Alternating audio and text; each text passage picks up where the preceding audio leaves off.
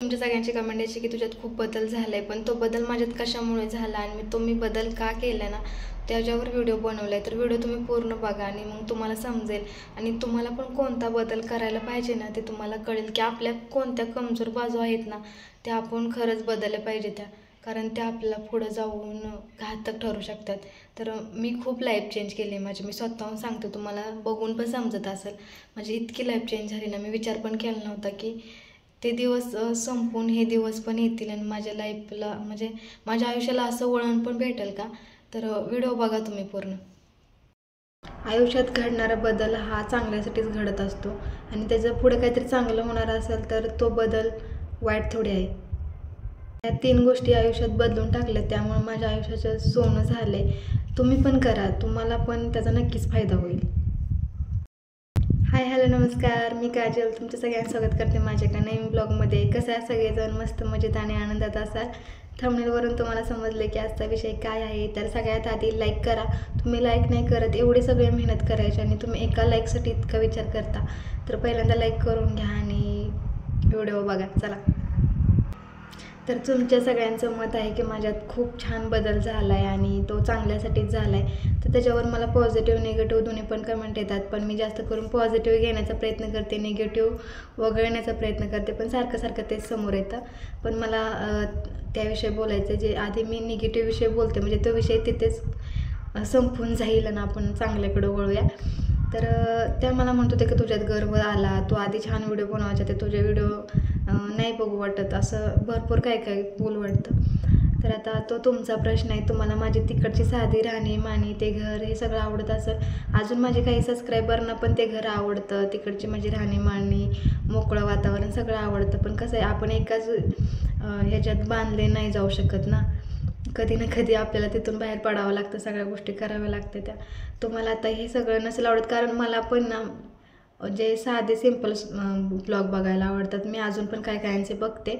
तर तुम्ही पण तसंच असेल, ते तुम्हाला तसं आवडत असेल. आता माझ्यातला बदल तुम्हाला नसेल आवडत. माझ्या आता मी जास्त बोलते, सगळ्या गोष्टी आता जास्त, म्हणजे लोकांना वाटतं की मी ओव्हर करते, मला नाही वाटत मी ओव्हर करते. जसं आहे तसं राहते. आता ओव्हर आधी मी लय गावंढळ राहत होते, तेव्हा मला अशा कमेंट यायच्या की किती गावंढळ राहते, तुझ्याच असा चांगला बदल कर. म्हणजे भरपूर पहिल्या चॅनल असताना तर तुम्हाला समजलं असतं. तर मला त्याला अशा कमेंट यायच्या की तू बदल, म्हणजे तू बदललीस तर तुझ्या सगळ्या गोष्टी चांगल्या होतील, स्वतःसाठी बदल तू. आता मी बदलले तरी मला अशा कमेंट येतात. म्हणजे ना, लोक असं पण जगून देत नाहीत आणि तसं पण जगून देत नाही, असंच झालं आहे माझ्यासोबत. पण जाऊ द्यात, माझ्यातला बदल माझ्यासाठी चांगल्यासाठीच घडतो आहे असं मला वाटते.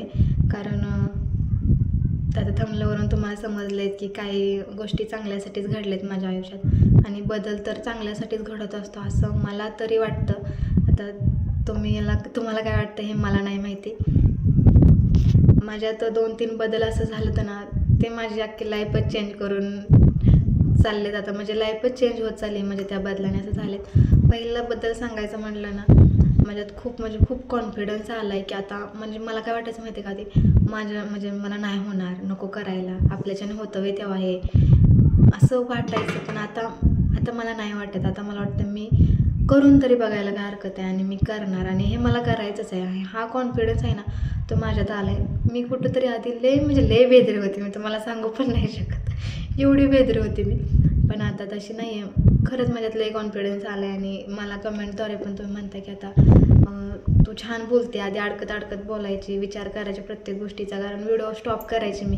माझे पहिल्यापासून जे ब्लॉग बघतात ना त्यांना माहिती आहे की माझे ब्लॉग कसं असायचं, अर्धा मिनटं पण बोलायचे नाही मी. अर्धा मिनटं बोलायचेच, लगेच हे करून टाकायचे, व्हिडिओ थांबवायचे, नंतर नाटवायचे, नंतर बोलायचे. बोलू का नको हा पण विचार मी करायचे.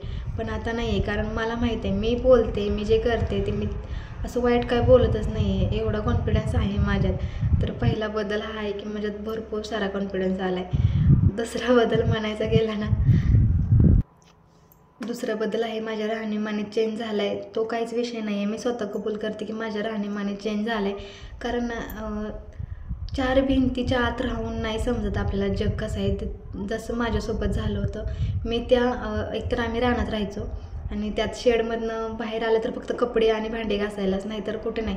कधी बाजारला आलं तर फक्त बाजारातलं काय घ्यायचं आहे तेच घ्यायचं, आणि ते पण रात्रीचं संध्याकाळी 7 किंवा 7:30 वाजता बाजार करायचं आणि जायचं. एवढंच माझं जग होतं. मला दुनिया काहीच कळली नव्हती. पण थोडंसं कुठंतरी बाहेर पडल्यानंतर कळतं ना जग कसं आहे, कसं राहतं, कसं वावरतं, कसं बोलतं. असं माझ्यासोबत झालं.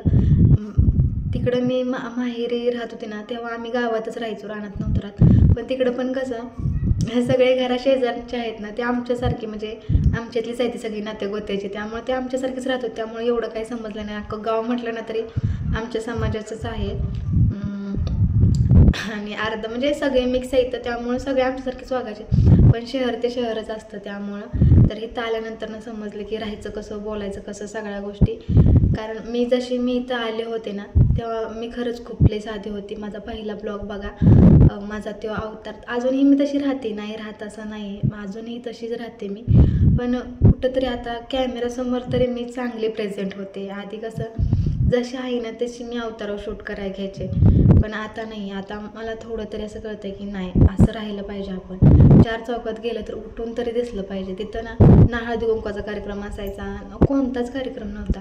साध्या हळदी कुंकवाला पण कोण बोलवत नव्हतं, कारण रानात एकच घर, कोण इतके लांब ना आम्हाला सांगा येणार आहे. ना बड्डे कुणाचा, ना बारसं, ना लग्न, ना काहीच नव्हतं. त्यामुळं ते वातावरणच वेगळं होतं. पण इथं आल्यापासून हे समजायला लागलं आहे की राहायचं कसं, आपण स्वतः टापटिपीत कसं दिसलं पाहिजे.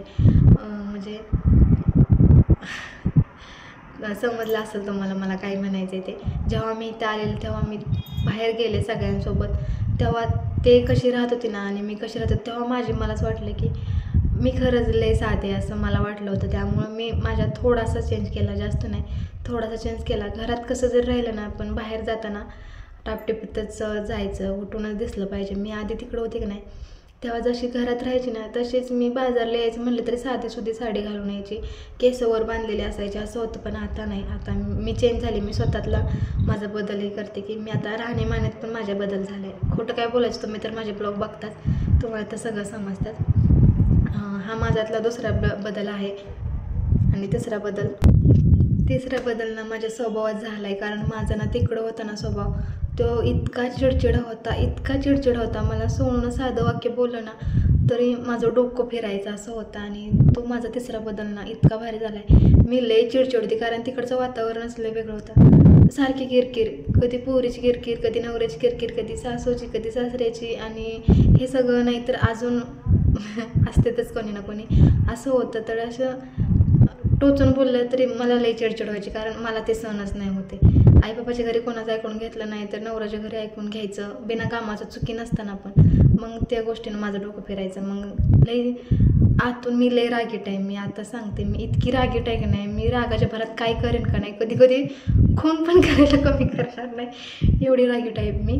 पण आता तो राग मी कंट्रोल केला आहे स्वतःचा. कधी करते, कधी बाहेर निघतो, जो की हिथं नाही निघत, तिकडे गेल्यानंतर निघतो. कारण आता असंच झालेलं. आता आम्ही बड्डेला गेलो की नाही, तेव्हा सोनू जेवत नव्हती. आम्ही सगळे जेवायला बसलो होतो, आणि जेवताना तिची भांडी घेत होती ती, त्यामुळे ती लागली रडायला. मग जेवताच मी तिला मारलं. म्हणजे अजून मला होतं तसं, पण मी कंट्रोल करते. इथं नाही होत, तिकडे गेल्यानंतर तो माझा राग बाहेर निघतो. पण माझ्या स्वभावात लय बदल झाला. मी लय रागीट होते. अजून काय होते ना, ती मी लय बदलले स्वतःला. राग कमी केला आहे. छोट्या गोष्टीवरनं चिडचिड करायचं कमी केले. आणि घरात वातावरण असं हळू बोलत असते मी, जास्त जोरात नाही. तर आधी तिकडं कसं लई जोरात बोलायचे मी, आता हळूहळू बोलते. सगळं हे 3 बदल आहेत ना, मला तरी वाटतं माझ्यासाठी चांगलं झाले. कारण मी एवढंसं शब्द बोललं ना तर त्याच्यावरून एवढं शब्द म्हणजे जास्त वाढवायचे, असं होतं माझं. स्वतः कबूल करते, म्हणजे बाहेरचं नाही सांगत.